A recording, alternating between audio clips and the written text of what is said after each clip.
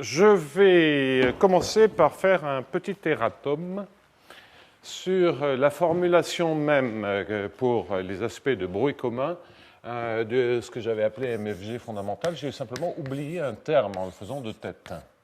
Donc je vais l'écrire proprement et puis je vais aussi renverser le sens du temps pour revenir à un sens du temps où l'équation de la chaleur où l'équation de la chaleur va dans le bon sens.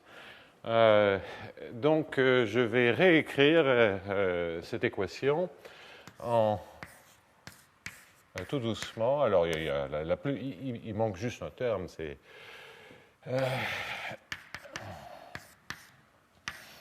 donc ça. Et j'ai créé toutes ces dérivées, ce sont vraiment des dérivées directionnelles. Donc, je suppose que U est une fonction très régulière de ces variables. U est toujours, grand U là-dedans, est une fonction de x mt, donc x variant dans un certain domaine, m variant soit dans P de Q, soit dans les mesures positives de Q, soit dans les mesures de Q. C'est vraiment pas le point le plus important. Moins bêta plus nu Laplacien x en u, tout ça sont les termes que l'on a déjà vus, et puis je dirais, c'est l'exemple canonique, plus un h de x de m et de gradient petit x u, plus un du sur dm dans la direction moins divergence en x de dh sur dp, je n'écris pas ce qui est à l'intérieur du h, c'est la même chose qu'à côté, fois m, donc ça, tous ces termes-là y étaient, mais je vais l'écrire vraiment précisément. Donc là, tout y est, plus bêta. Donc là, ce que nous allons voir apparaître, c'est le terme, tout ça, je l'avais bien écrit. Ici, ça sera là, ce hessien appliqué à gradient xm, gradient xm. Alors là, de quoi s'agit-il? Si x qui est varie dans q et que q est contenu dans Rd, quand j'écris quelque chose comme d2u sur dm2 de gradient xm, gradient xm, ce que ça signifie, c'est la somme sur alpha variant de 1 à d de d2 du m dans la direction, on prend la dérivée seconde, dans la direction dm sur dx alpha, dm sur dx alpha. Voilà. Donc, ça, tous ces termes sont les termes que j'avais effectivement écrits. Tout ceci, ça fera égal à 0. Mais il manque un terme, et ce terme-là, je vais vous l'expliquer parce que quand j'avais expliqué les limites de ces opérateurs, il n'y avait pas cette double dépendance en x et m, donc je suis allé un peu vite. Et en réfléchissant au lien avec du contrôle optimal, je me suis rendu compte qu'il me manquait un terme. Alors, tous les termes en bêta, de quoi proviennent-ils? Ils proviennent de la limite, lorsqu'on fait tendre n vers l'infini, ils proviennent de la limite de l'opérateur somme de i, j variant de 1 à n, avec un bêta devant. Donc, partout, vous verrez des signes moins, et d'ailleurs, si je veux faire les choses proprement, j'ai quand même intérêt à mettre le bon signe ici, et c'est le signe moins. Donc, tous les termes en bêta correspondent à la limite, ou plus exactement, tous les termes avec moins bêta devant correspondent à la limite de d2u n, par exemple 1, dxi, dxj, avec la convention que x correspond à la première variable, c'est la variable du premier joueur, tandis que tous les autres joueurs x2, etc., xn, ce sont tous les autres joueurs qui vont donner la mesure m, et que d'une certaine manière, m correspond à 1 sur n moins 1, par exemple, somme de delta xj, mais pour les j supérieurs ou égal à 2. Bien. Alors, quand vous prenez le terme qui est ici, vous avez en fait trois termes. Et il y en a deux que j'ai bien récupérés, et il y en a un que j'ai oublié, qui est le terme croisé. Alors, le premier terme est clair, c'est d2 un sur dx1 carré, Et lui, ça correspond évidemment à D2U. J'écris les choses comme si c'était en dimension 1. Hein. C'est le D2U sur dx carré. C'est comme si petit d est égal à 1. Qu'on comprenne bien. Donc le D2U sur dx2 qui est le bêta laplacien x en dimension 1 pour x, ça fait bien le D2U sur dx2. Donc celui-là, il est clair. Il y a un autre terme qui est clair, parce que ça, c'était effectivement les limites que j'avais prises il y a 2 ans ou 3 ans dans le cours lorsqu'on avait des fonctions symétriques de n variables. Là, maintenant, un par rapport à toutes les variables d'indice supérieur ou égal à 2 est une fonction symétrique. Et ça, effectivement, tous ces termes-là vont, donc je ne vais pas donner, vont correspondre au terme qui est ici et au terme qui est là. Les deux termes que j'avais bien signalés. Mais il y a un troisième terme qui est le terme mixte, qui est 2 fois la somme de j supérieur ou égal à 2 de d2un sur dx1 dxj. Et ça, formellement, qu'est-ce que vous avez, qu'est-ce que vous reconnaissez ici? Vous reconnaissez ici la somme de j supérieur ou égal à 2, avec un 1 sur n-1, disons, de n-1 fois d2un1 sur dx1, qui est une fonction symétrique, que je dérive par rapport à xj. Et ça, on sait, on a déjà identifié, puis je vais refaire une autre démonstration pour ceci, on a déjà identifié ce que ceci fait. Eh bien, ce que ça vous fait un d sur dm de du sur dx, toujours en dimension 1, dans la direction moins dm sur dx. Donc, ça, c'est les limites que l'on a déjà établies, parce que c'est le champ de vecteur 1. Le champ de vecteur 1 qu'on applique par rapport à toutes les variables, et le champ de vecteur 1, c'est simplement une translation. Et d'où le moins dm sur dx par transport. Il y a toujours un signe moins qui apparaît. Et donc, ce que l'on récupère, comme il y a un 2 qui est devant, le terme que j'ai effectivement oublié et qui va venir donc avec un signe plus de bêta, d2, alors, pour être tout à fait spécifique, c'est d sur dm de gradient xu appliqué dans la direction gradient xm. À nouveau, il s'agit ici de prendre du sur dx alpha, dm sur dx alpha.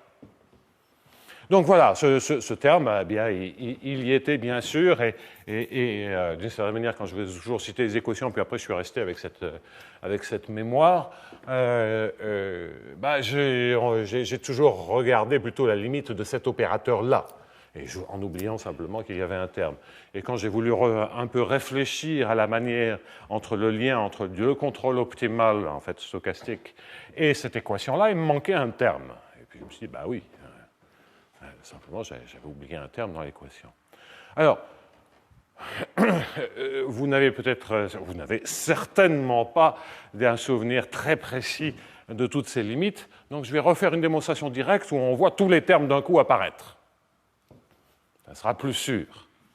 Alors, comment comprendre ce point-là? Donc, on a un opérateur dont on veut identifier la limite quand n tend vers l'infini, et la manière dont ça se passe, c'est que cet opérateur, on peut le regarder comme le générateur infinitésimal d'un semi-groupe de diffusion, puisque c'est un opérateur de diffusion. En d'autres termes, qu'est-ce que je suis en train de faire? Je vais oublier les 1 et machin comme ça. Ce que je suis en train de faire, c'est que je suis en train de regarder une fonction un qui est réellement une fonction de x, et puis je vais écrire les choses comme ça, de y1 et yk, comme ça on n'aura pas d'ambiguïté, qui sera symétrique en y1, yk, et qui dépendra du temps. Et ce qui m'intéresse, c'est de résoudre l'équation dun sur dt, moins, je vais mettre un demi, la relation qu'il y aura entre le générateur de ce semi-groupe et mon terme en bêta, il y aura un facteur multiplicatif de 2 fois bêta. Pas de bêta, mais de 2 fois bêta, puisque là je prends un demi de somme de toutes les dérivées, donc c'est d des u n sur dx2, à nouveau je prends des notations comme si j'étais en dimension 1, plus 2 somme de j égale 1 à k de d2un sur dx dyj, et puis somme sur i et j variant de 1 à k de dun dyi dyj, c'est-à-dire donc une diffusion avec le même coefficient dans chacun des coefficients, dans chacun des termes matriciels de la matrice de diffusion, ce qui correspond bien sûr au fait que le processus que vous avez derrière, c'est la même diffusion dans toutes les variables. En d'autres termes, la fonction qui est ici, c'est simplement donné par l'espérance de la condition initiale, de la condition initiale un0 de x plus un certain brownien, de y1 plus le même brownien, ils partagent tous le brownien, yn plus bt. Bien. Donc maintenant, on veut faire tendre n vers l'infini, et on va faire tendre n vers l'infini dans cette formule. Donc on s'attend à ce que un se comporte comme un certain x mt, et je veux que ceci fasse l'espérance d'un certain u0 de quoi? Alors comprenons bien le passage de l'un à l'autre. Qu'on ait ici x plus bt, c'est clair, mais maintenant, qu'est-ce que ça veut dire, les autres termes qui sont là? Le passage de y1, ya à m, c'est simplement de remplacer 1 sur k somme des delta yj pour j variant de 1 à k. Et donc, lorsque je fais cette représentation d'une fonction symétrique comme fonction de mesure, au cours du temps, la mesure qui m'intéresse, c'est celle-ci. Ce qui correspond donc à translater m. Vous voyez que là, vous êtes en train de translater toute la mesure m par moins bt, et donc ce que vous avez ici, c'est m de point moins bt. Voilà donc la diffusion limite. Et donc, dans le générateur de cette diffusion, on voit la limite de l'opérateur.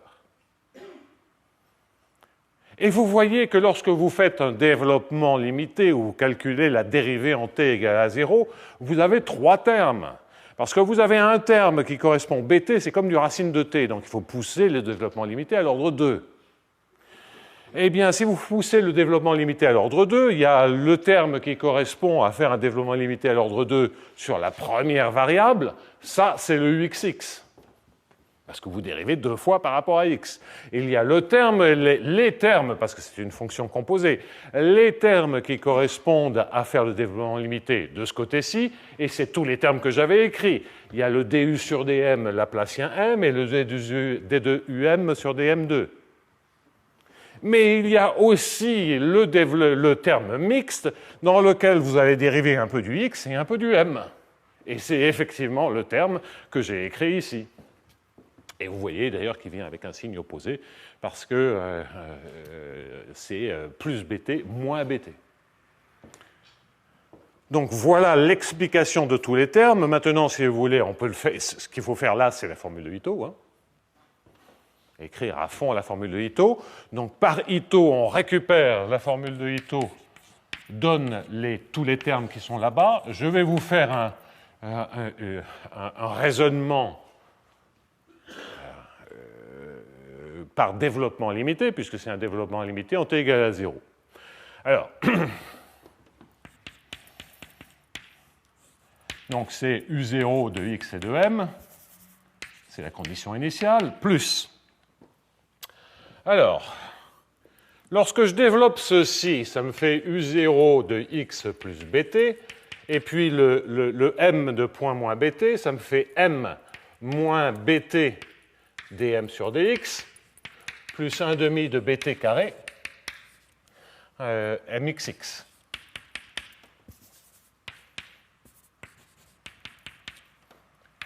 Comme l'espérance de bt carré c'est t, si je veux faire un développement limité à l'ordre 1 en t, j'ai besoin de pousser jusqu'au deuxième ordre. Bon, plus des cochonneries, mais en petit o de t près, c'est ça. Donc voilà ce qui m'intéresse. Et là, maintenant, je peux faire un développement limité complet parce que j'ai du bt carré. Alors, les termes en bt, comme l'espérance de bt vaut 0, vous voyez que le terme que j'aurai, le terme à l'ordre 1, ici, qui est un du0 sur dx fois bt, eh bien, comme je prends son espérance, il s'en va. Ça, c'est toujours les histoires de formule de Ito. Donc, le premier terme qui correspond à prendre la dérivée, première de U0, ce terme-là s'en va parce que le mouvement brownien est centré. Enfin, il est de moyenne nulle. De la même façon, l'autre terme en bt qui correspond à faire le développement limité par rapport à la deuxième variable, et au premier ordre, cet autre terme en bt disparaît. Toujours au premier ordre, il y a néanmoins un terme qui reste, qui correspond à celui-ci.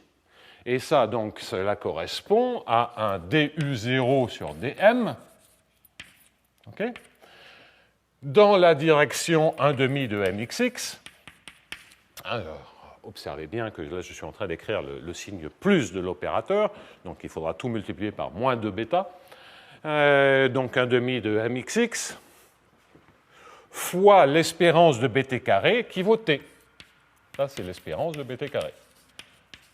Donc là, j'ai pris tous les termes d'ordre 1, c'est-à-dire je développe au premier ordre U0.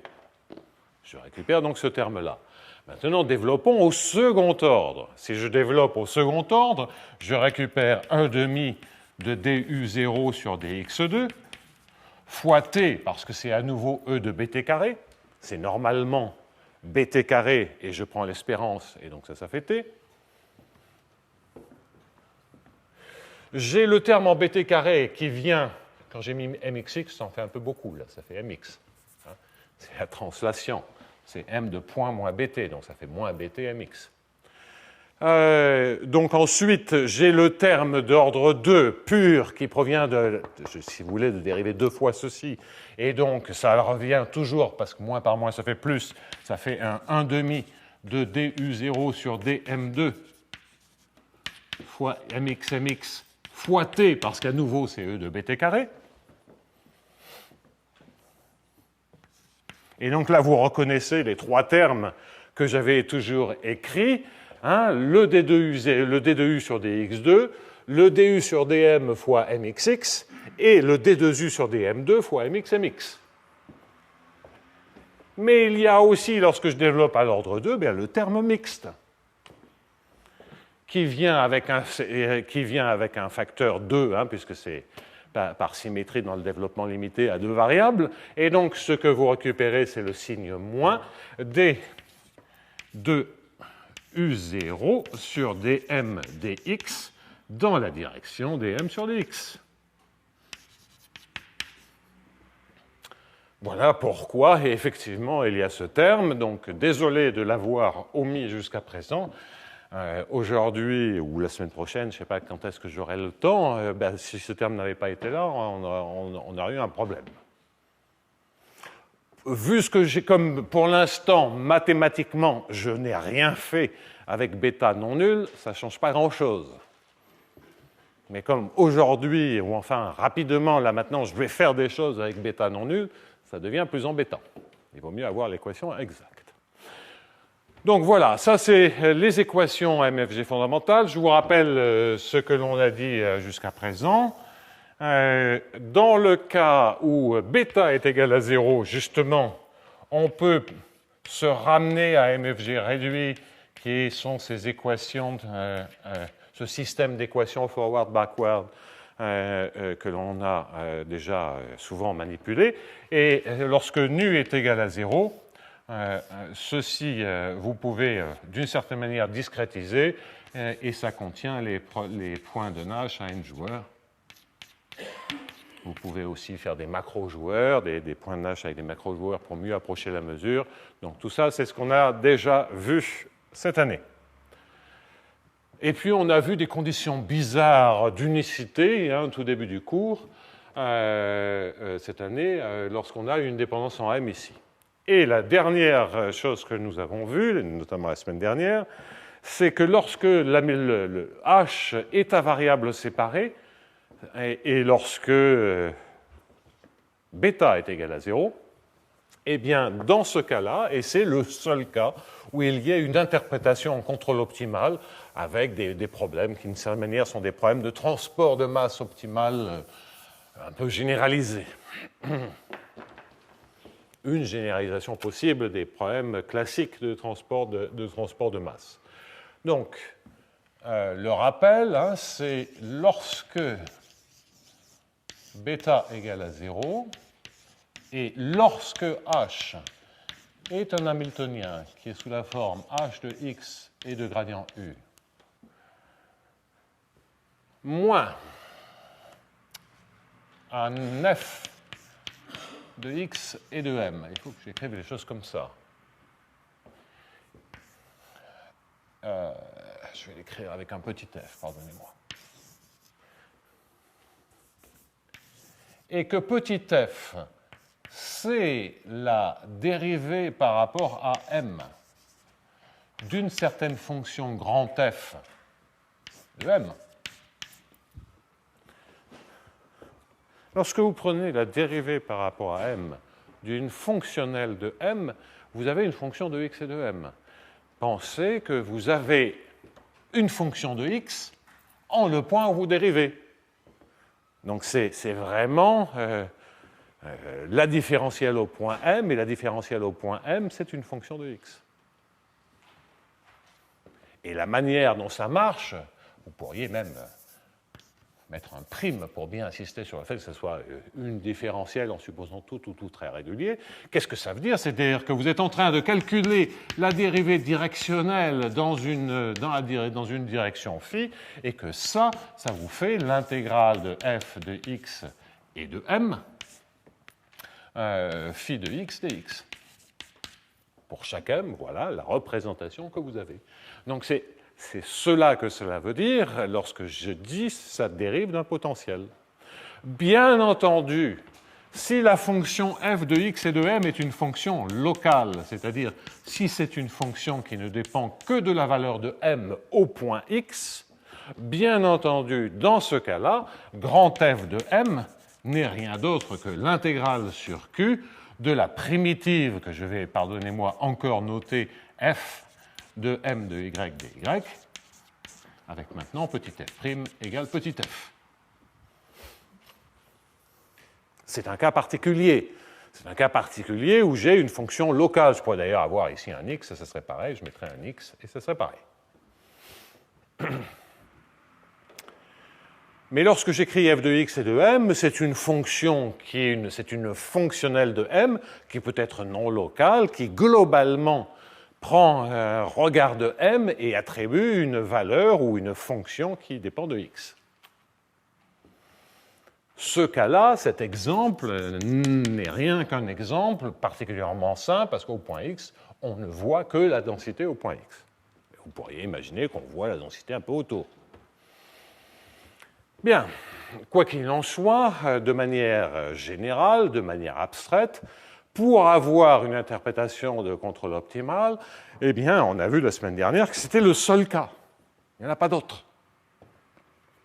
Autrement, il n'y a pas d'interprétation en termes de contrôle optimal. Alors, ce que j'avais commencé à indiquer en fin de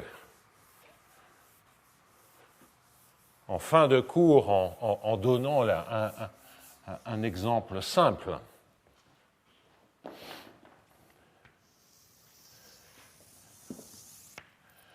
c'est de dire que dans ce cas-là, donc dans le cadre de ce rappel, je ne sais pas pourquoi j'ai tracé un trait, mais enfin bon, je ne vais pas l'effacer, c'est fait. Dans ce cas-là, on a un problème de contrôle optimal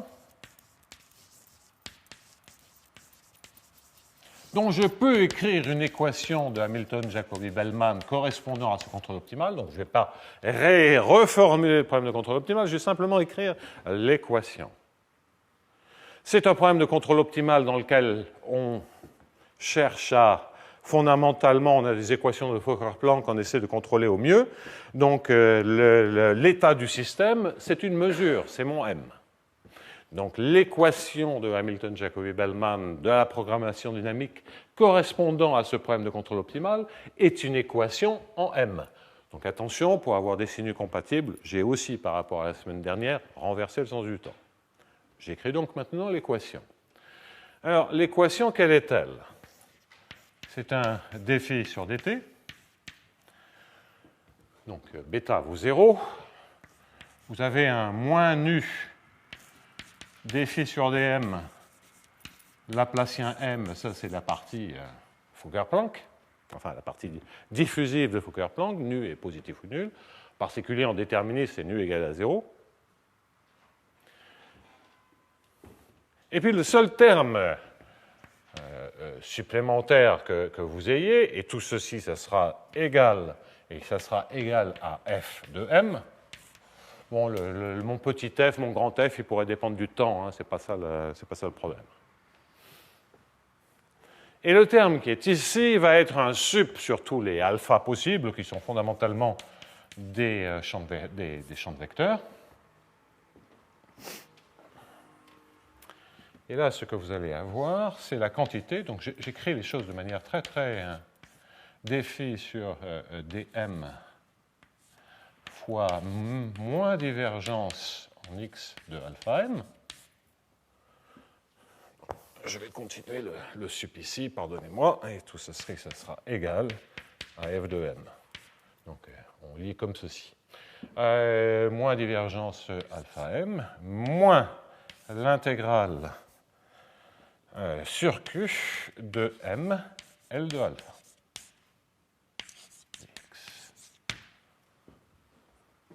Et j'ai un x, pardonnez-moi.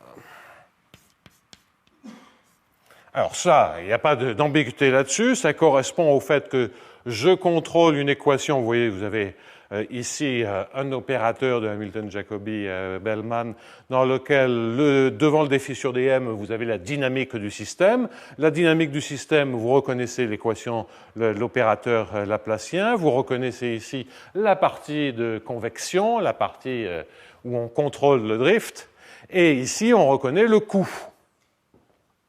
Alors là-dedans, qu'est-ce que ça veut dire L de x et de alpha? Bien, L de x et de alpha, c'est la fonction convexe conjuguée, donc c'est le sup sur tous les p de p scalaire alpha moins h de x et de p. Donc là-dedans, bien entendu, h est toujours, comme toujours, convexe.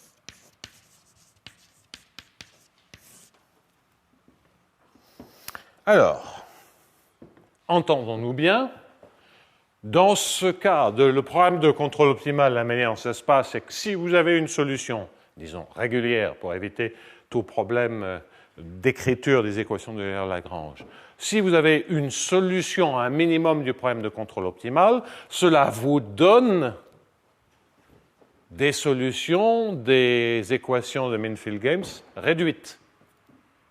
Hein, c'est à mesure initiale donnée. Oui, alors je me rends compte qu'il faut que je parle de conditions limites aussi, de conditions initiales, et que pour l'instant je n'ai pas encore parlé. Et que donc d'une certaine manière, caché derrière cette équation de Hamilton-Jacobi-Bellman, il y a éventuellement, dans les bons cas, lorsqu'il n'y a pas de difficulté, des trajectoires optimales. Ces trajectoires optimales, ce sont les solutions des MFG réduites. Les trajectoires optimales de tous les problèmes de contrôle optimal par rapport à toutes les mesures initiales, c'est toutes les solutions de MFG réduites, ou plus exactement, si on en a, ce sont des solutions. S'il y a unicité, il n'y a rien d'autre. S'il y a unicité à ce niveau-là, bien entendu, si on en obtient une par contrôle optimal, eh ben, c'est la bonne. Et l'unicité, c'est supposer que cet opérateur f est croissant. J'y reviendrai dans un petit instant. Mais maintenant, il faut que je m'arrête un tout petit instant sur on a des équations d'évolution, il faut prescrire des choses, et comme j'ai renversé le sens du temps ici, c'est en t égale à 0. Donc ici, ce que je vais prendre, c'est un u en t égale à 0 qui est un certain u0 de x et de m.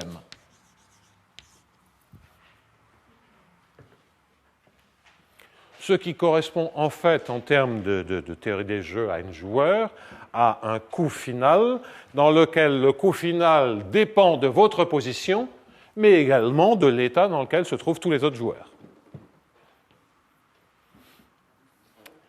Et donc ici, pour pouvoir à nouveau avoir une interprétation de contrôle optimal, c'est une petite extension que j'ai pas démontré la semaine dernière, mais ça se passe exactement de la même manière. La semaine dernière, j'avais qu'un u0 de x. Eh bien ici, je vais dire que c'est un phi0 prime par rapport à m. Et donc, je recolle les morceaux avec ce que je vous ai dit la semaine dernière. Si u0 ne dépend que de x,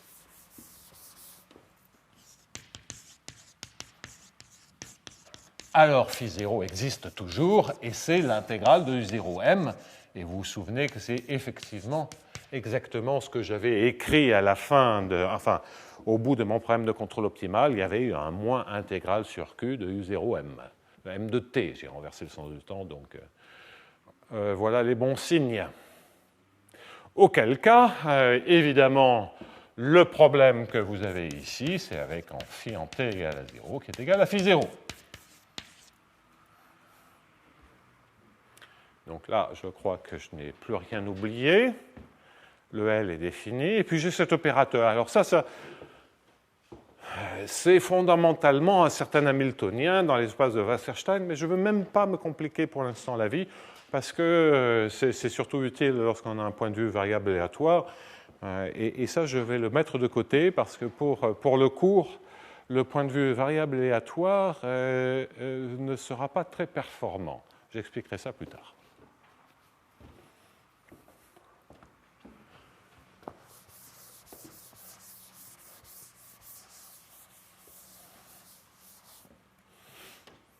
Alors, donc une remarque, une observation,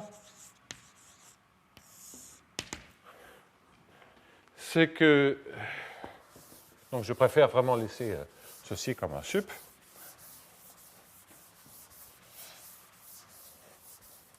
Enfin, plusieurs remarques d'ailleurs. La première remarque, c'est que ce sup en alpha, on peut d'une certaine manière le calculer. Lorsque je prends la différentielle de phi au point m, lorsque je fige le point, je regarde la différentielle dans un point, j'ai une fonction qui agit sur tous les incréments lorsque je prends des dérivées directionnelles par intégration. J'ai vraiment pris une dualité de base qui est L2 et identifié L2 à son dual. Donc la première remarque que je veux faire, c'est que bien entendu, si le terme qui est ici, vous l'intégrez par partie, vous êtes en train de maximiser sur l'intégrale sur Q de m facteur de alpha scalaire, le gradient par rapport à x de dφ sur dm, de la différentielle au point m et à l'instant t, moins L de alpha. C'est évidemment l'expression qui est là. Par simple intégration par partie. Et donc, la maximisation se fait à vue. La maximisation, enfin, se fait à vue, c'est une façon de parler. Hein. Vous voyez que le maximum est donné par L' de alpha égale gradient x dφ sur dm. En d'autres termes, que le alpha est donné par h'. Donc, il y a des x et de alpha, mais enfin bon. Le x là-dedans ne joue absolument aucun rôle. Gradient x de dφ sur dm. Donc voilà une formule qui n'est pas mauvaise. Donc le alpha optimal, hein, ce que je baptisais alpha bar, je l'écris ici, ça nous servira. C'est h' du gradient par rapport à x de la différentielle au point m. Alors ça apparaît comme une dérivée seconde, mais ça c'est c'est toutes les joyeusetés de les dérivations dans l'espace de Wasserstein où on a toujours des crans de dérivés qui sont, j'allais dire gratuits, c'est un peu exagéré, mais qui ne sont pas vraiment là. C'est une dérivée première, tout ça. OK, ça c'est la première remarque. Et la deuxième remarque, c'est que évidemment, lorsque je remplace et lorsque j'évalue tout le terme qui est ici par le terme, en remplaçant alpha par sa valeur, regardons, si je remplace alpha, ça me fait h' gradient x fois gradient x moins L, qui est la fonction convexe conjuguée, et donc par dualité, ceci, ce n'est rien d'autre que l'intégrale sur Q de m fois h de gradient x des phi sur dm.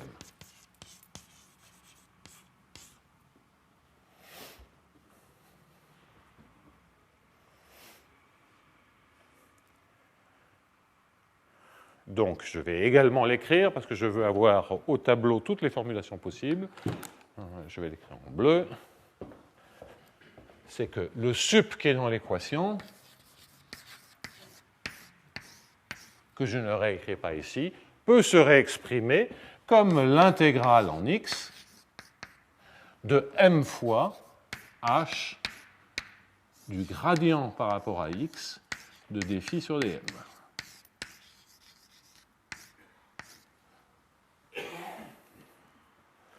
Donc, on sent bien que c'est un certain Hamiltonien en dimension infinie, et que cet Hamiltonien en dimension infinie, c'est fondamentalement, si vous voulez, l'expression que j'ai prise ici, c'est un certain h de m et de phi'. Donc, c'est vraiment un Hamiltonien en dimension infinie. Alors, il paraît un peu singulier parce qu'il y a un gradient en x qui flotte, mais ça, il ne faut pas trop se faire de soucis. Et il dépend de m, mais il en dépend linéairement. Ça, c'est extrêmement important. Donc ça, c'est linéaire ici. Convexe.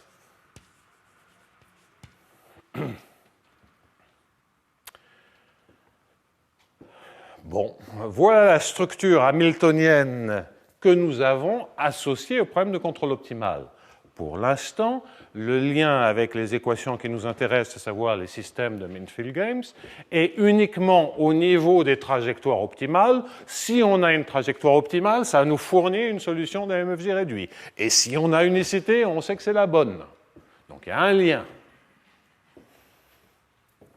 Mais en fait, ce qu'on va voir, c'est qu'en dimension infinie, et en dimension infinie seulement, c'est-à-dire avec le point de vue m, il n'y a pas de correspondant en dimension infinie. Il y a un lien encore plus étroit entre cette équation et celle-ci, et c'est ce que l'on va voir petit à petit.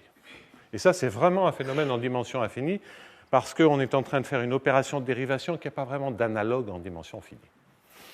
Je vous l'expliquerai.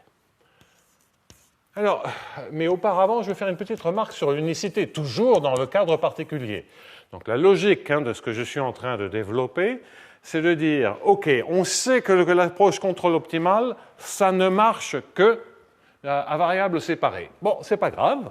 Pour l'instant, je commence à travailler à variables séparées, avec comme objectif que, grâce au contrôle optimal, normalement, je devrais arriver à mieux comprendre cette équation, et en particulier à espérer pouvoir traiter un bruit commun, ce qui, pour l'instant, je n'ai pas fait. Donc l'objectif, c'est, avec bruit commun, je ne peux pas me réduire en dimension finie, donc il faut que je comprenne ce qui se passe en dimension infinie. S'il faut que je comprenne en dimension infinie, je vais essayer de m'éclairer un peu sur ce système en servant du contrôle optimal, dans bêta égale à 0, et si ça marche, on fera bêta non nul. Donc c'est pas pour s'amuser, c'est pour essayer simplement à la fin de pouvoir gérer cette équation, lorsque je ne peux plus réduire tout en dimension finie. Donc, OK, on sait que c'est un cas particulier, mais avec un peu de chance, ce cas particulier nous donnera des idées sur le cas général. Et dans le pire des cas, on n'aura traité que le cas particulier. Enfin, en admettant qu'on arrive à faire quelque chose. Rassurez-vous, la réponse est oui, sinon je n'aurais pas choisi ça comme sujet de cours. Alors, donc, en ce qui concerne l'unicité, je vous rappelle que l'unicité correspond à supposer que f est un opérateur monotone, ce qui donc est la même chose que de dire que grand F est convexe.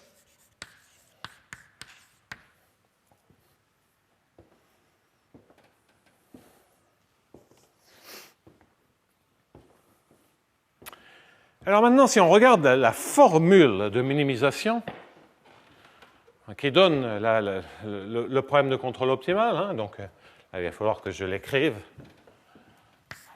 un petit coup. Donc c'est l'inf de l'intégrale sur Q de m, L de x et de alpha. Je pense qu'il y a un signe moins, j'en suis pas, donc je vais mettre plus ou moins. Non, c'est simple, c'est un plus ici parce que j'ai changé le sens du temps. Donc c'est l'intégrale de 0 à petit t, et c'est ici u0 de m de t.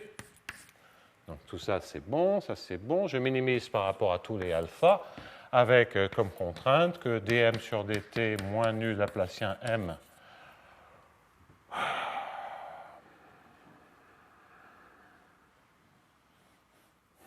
bon, je pense que c'est moins divergence. Oui, c'est logique. Oui, moins divergence de alpha m égale à 0. Oui, avec m de t, de toute façon, ça serait plus, ça ne serait pas vraiment gênant. M de t égale à 0 égale petit m. Donc si ici je mets m0, voilà mon m0 qui est là. Donc c'est ça la formule de phi. J'ai une formule en termes de contrôle optimal ou optimisation, si vous voulez, sous contrainte. C'est optimisation du couple m-alpha avec comme contrainte liant m et alpha l'équation qui est en dessous. Bien. Alors, il est commode de remplacer alpha par alpha m par bêta, auquel cas, je vais simplement changer de couleur pour ne pas tout réécrire, du bleu. Auquel cas, ici, vous mettez simplement un bêta, ben, le m, ça ne change pas, et ici, vous mettez bêta sur m.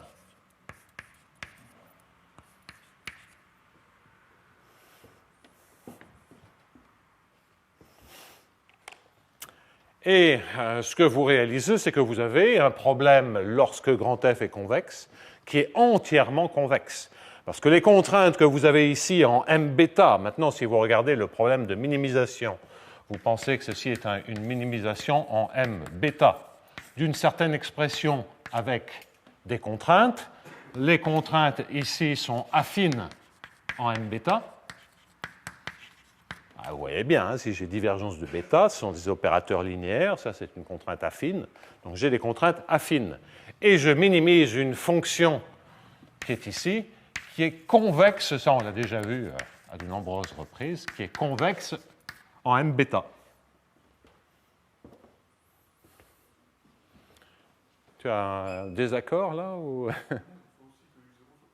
Oui, c'est ce que je n'ai pas dit d'ailleurs. Merci. Tu as tout à fait raison. Donc il faut que, pour l'unicité, il faut que U0 soit un opérateur monotone, ce qui est équivalent. Ce qui est évidemment le cas dans le cas où simplement on a un U0 de x, parce que le grand phi 0 qui est là, le phi 0 qui est là, et d'ailleurs c'est un phi 0 qui est ici, pardonnez-moi.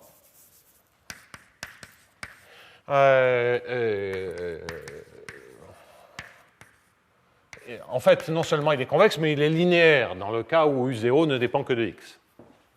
Bien. Merci, Pierre. OK. Donc, on a effectivement une fonction qui est convexe en m bêta. On minimise cette fonction convexe par rapport à deux variables sous des contraintes affines liant les deux variables. Eh bien, un tel minimum est automatiquement, ce sont des exercices de convexité, convexe en M.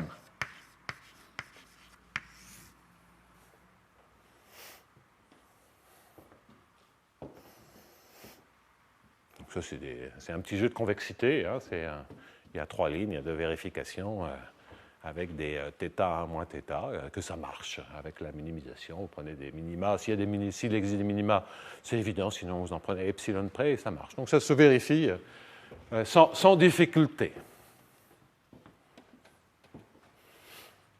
Oui, parce qu'un inf de fonction convexe, ce n'est pas terrible hein, pour la convexité, mais c'est un inf de fonction doublement convexe. Alors, donc, lorsque vous avez ceci, la moralité, c'est que sous les conditions d'unicité, ce qui nous saute aux yeux, enfin, modulo ce petit argument, ce qui nous saute aux yeux quand on fait la démonstration, c'est que sous les conditions d'unicité, et on a déjà vu pourquoi c'était de bonnes conditions en général d'unicité, sous les conditions d'unicité, on sait que phi est convexe en M.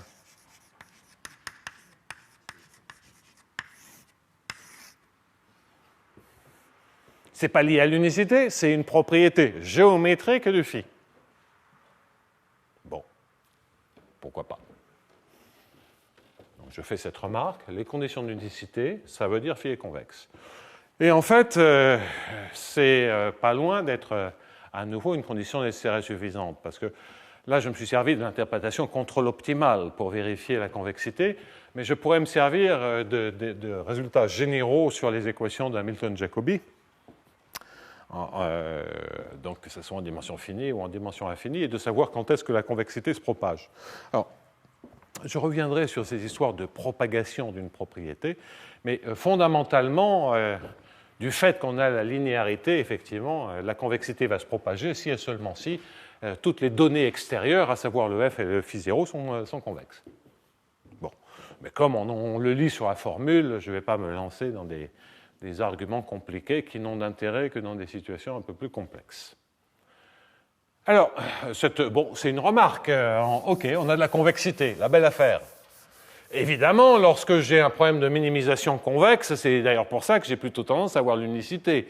Unicité d'une trajectoire optimale, mais unicité d'une trajectoire optimale, ça veut dire unicité des min-field games réduits. Donc ça, c'est cohérent. On a bien l'unicité pour les systèmes de dp qui correspondent aux trajectoires optimales, et on a bien unicité des trajectoires optimales par optimisation. Donc ça colle bien. Mais c'est quand même deux arguments d'unicité apparemment différents, puisque un repose sur la convexité, optimisation, et l'autre fait une manipulation bizarre sur les systèmes, le système fondamentalement d'optimalité, c'est-à-dire les min-field games réduits. Mais qu'est-ce qu'il fait? Ce qu'il fait, c'est qu'on commence à manipuler des objets. Alors je vais un peu tricher, parce que quand on démontre l'unicité, ce que l'on manipule, c'est en fait deux solutions. Alors le rapport entre ce que je vais vous raconter et deux solutions, on le verra un peu plus tard. Alors, une manière de parler de convexité, c'est de dire que la différentielle est monotone. Comme toujours, tout est régulier, je ne pose pas de problème, donc phi' monotone. Mais qu'est-ce que ça veut dire phi' de monotone? C'est phi' de M1 moins phi' de M2, M1 moins M2, positif ou nul. Ce qui veut vraiment dire que lorsque j'écris ici dφ sur dm, qui est fondamentalement une fonction, c'est la différentielle à M1, mais c'est une fonction de x, moins dφ sur dm au point M2, que je le multiplie ceci par M1 moins M2 de x, en supposant toutes mes mesures régulières et que je l'intègre, ceci est positif ou nul. Alors quand on voit ça, on se rappelle quand même que ça ressemble beaucoup à la démonstration d'unicité, ça. Ça ressemble beaucoup à la démonstration d'unicité, à part que ici, dans la démonstration d'unicité, on intègre le long des caractéristiques, donc c'est le M de t. Donc on est en train de regarder cette expression le long des caractéristiques, mais qu'on n'a pas un dφ sur dm, on a un u. On a la solution de la première équation. Alors, et du coup, on se dit, tiens, la convexité c'est ça, l'unicité ça se passe avec des u. Il n'y aurait pas un rapport entre le dφ et le u? Et la réponse est oui. Ça ressemble. Donc c'est une motivation pour maintenant démontrer un principe général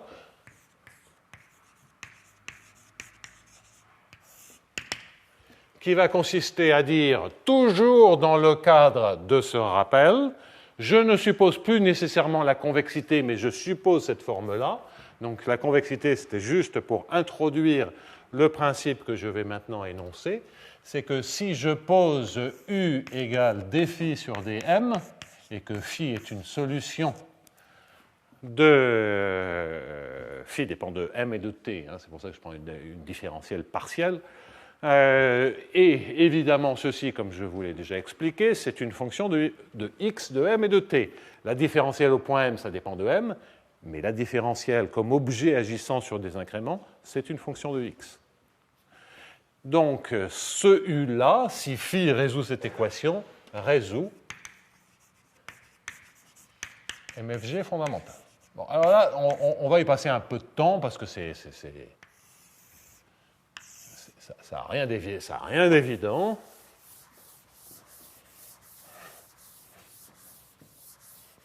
Et on va y aller point par point en rajoutant des termes, en commençant nu égale à 0, bêta égale à 0.